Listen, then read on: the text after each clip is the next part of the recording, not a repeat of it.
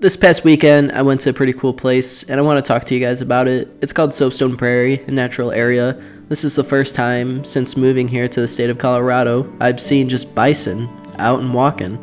I really thought I'd see these guys more often moving here, but apparently not. But yeah, Soapstone's a pretty cool place. The biodiversity here is very rich with prairie dogs, bison, deer, free-range horses, and all kinds of stuff like that.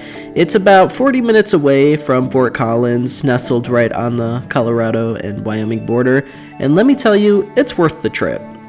Right off the bat, look at this landscape. That's gorgeous. You hear so much about the mountains here, but every now and then there are little hidden treasures there, and I think this is one of them. I mean, look at that. That's gorgeous.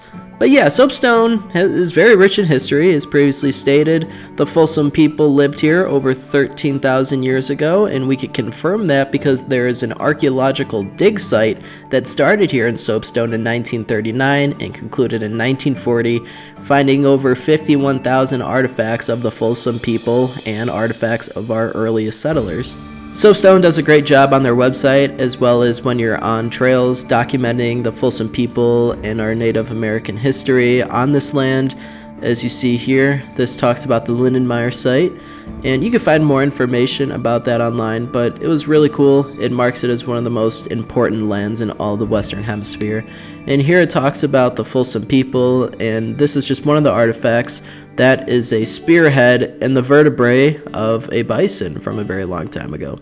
The city of Fort Collins purchased Soapstone Prarie in 2004, and in that same year of 2004, it was marked as a protected area that is maintained by the city of Fort Collins and is protected under several projects, including the Laramie Foothills Project.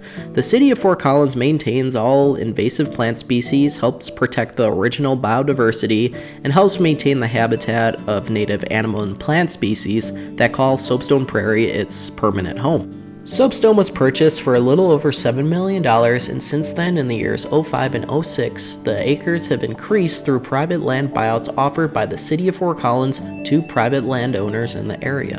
One thing to note is that the city of Fort Collins does not play when it comes to conservation. The city itself has taxed itself 6 times since 1992 in favor of the education, recreation, and preservation of our open spaces. By taxing themselves, they create another $13 million in revenue that is allocated to over 50 conservation areas, including Soapstone, obviously. My apologies if this video is turning a little too logistical. I don't mean for it to be. I just find what the city of Fort Collins is doing to be incredible.